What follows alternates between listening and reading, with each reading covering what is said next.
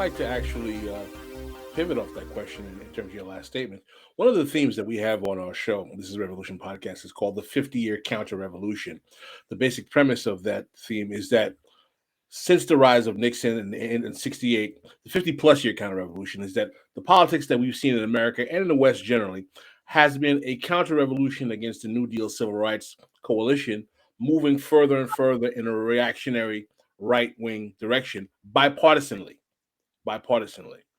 And one of the analyses that we make as a consequence of this 50-year counter revolution is the loss of the concept of even challenging capitalism, which revives within after the 2008 crash with the rise of Occupy, Bernie Sanders, and so on and so forth.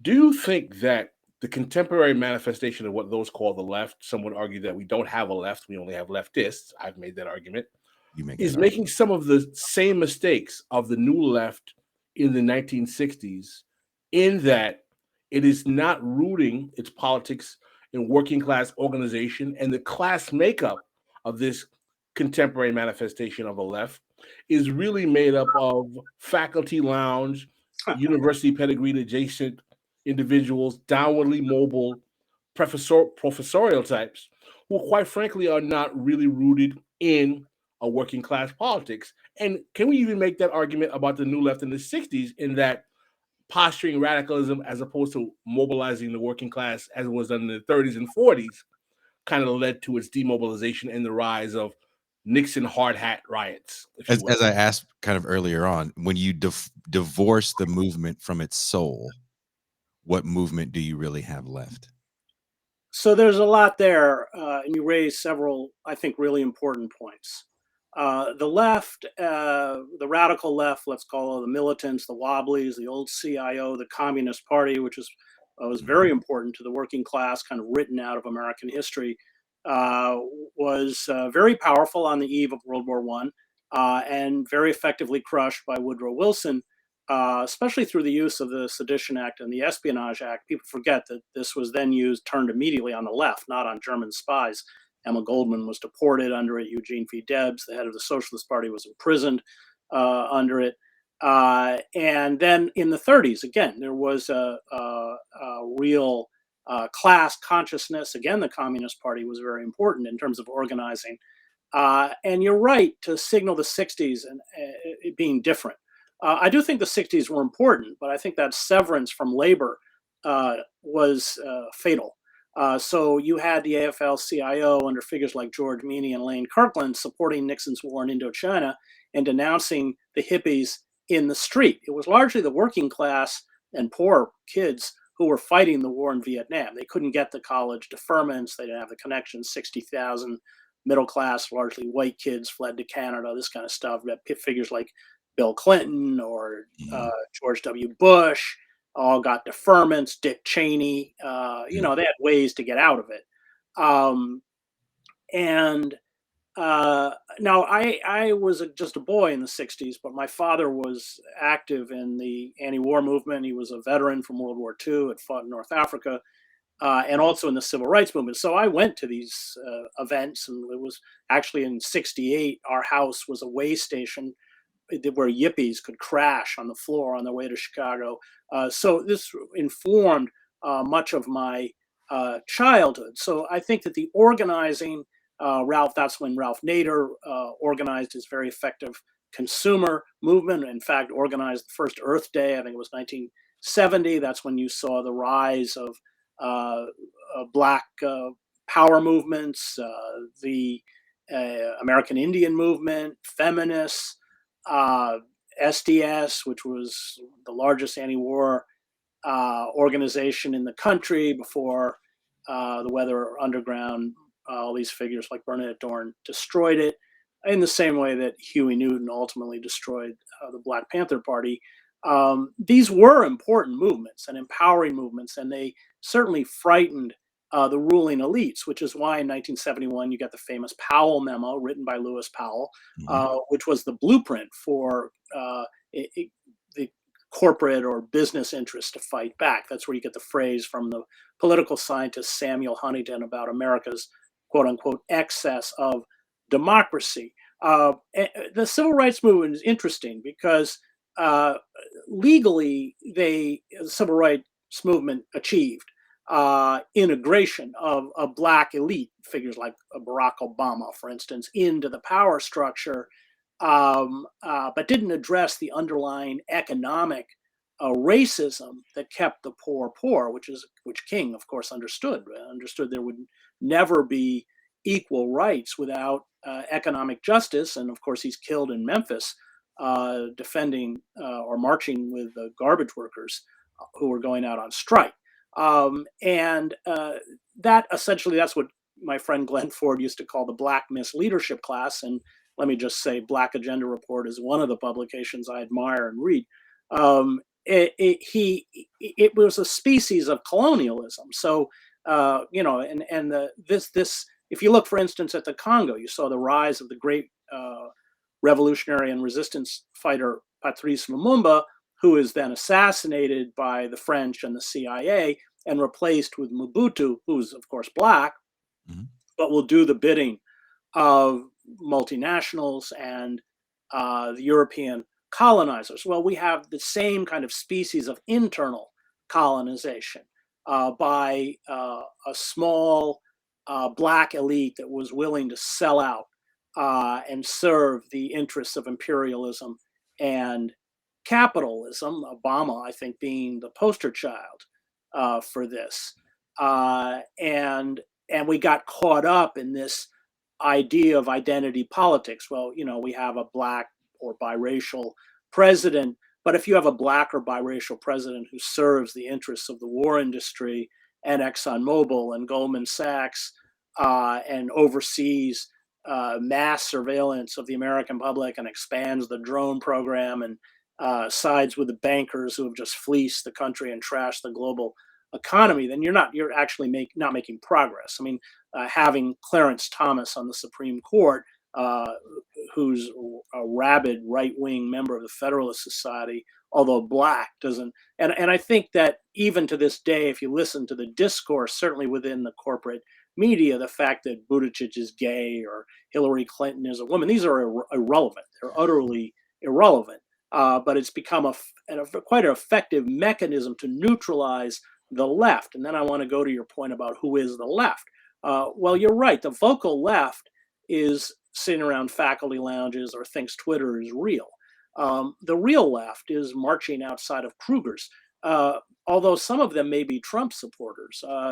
And that, of course, is the point, that building class consciousness not only redirects popular power against concentrated power, but it is a form of education itself. If we go back and look at the old union movements, even the mainstream movements like the AFL-CIO, education was a huge component. You read Emma Goldman's autobiography, and these people are working for 12 hours in sweatshops in the Lower East Side, and then going to Yiddish anarchist or Marxist, meeting groups in the evening. And all of that, needs to come back.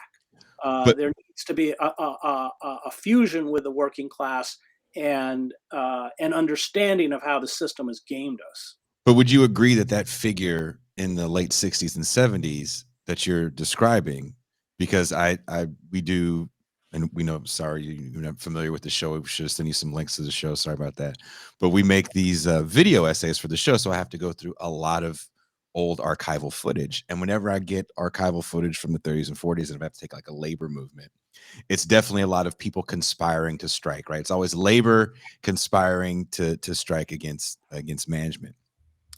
And that figure gets replaced by the Archie Bunker type of blue collar. He becomes what blue collar is, right? This kind of right-wing, racist, reactionary, and his hippie daughter and her silly hippie boyfriend become stand-ins for what people view as the left through the 80s and of course the 90s. It's interesting that you talk about solidarity and class consciousness, because I feel like that's a conversation that is constantly getting conflated more so online than maybe in the actual organizing world, because when you actually get out and organize, you do know how to talk to people. We had Luke Mayville on our show a few months back that actually has been organizing in the very red state of Idaho to get some progressive measures passed. And one of the first questions that we had asked him was working with racists. And he definitely said, well, there's a difference between working with someone that is racist and like politically active. Like if you're a Proud Boy or a 3%er, you're not going to get through to that guy. But if maybe you don't have the right words around your black and brown neighbors, maybe we can talk about some issues that we can all agree upon. Well, yeah, exactly. I mean, for instance, let's look at Kroger.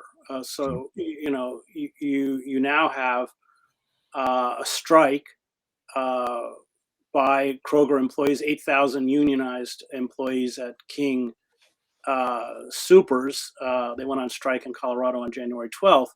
I don't know. I haven't done a survey, but I'm certain that there are Trump supporters in there. But you keep them focused on an economic injustice, and that essentially creates a kind of class consciousness. I mean, that comes out of Marx, and that's right.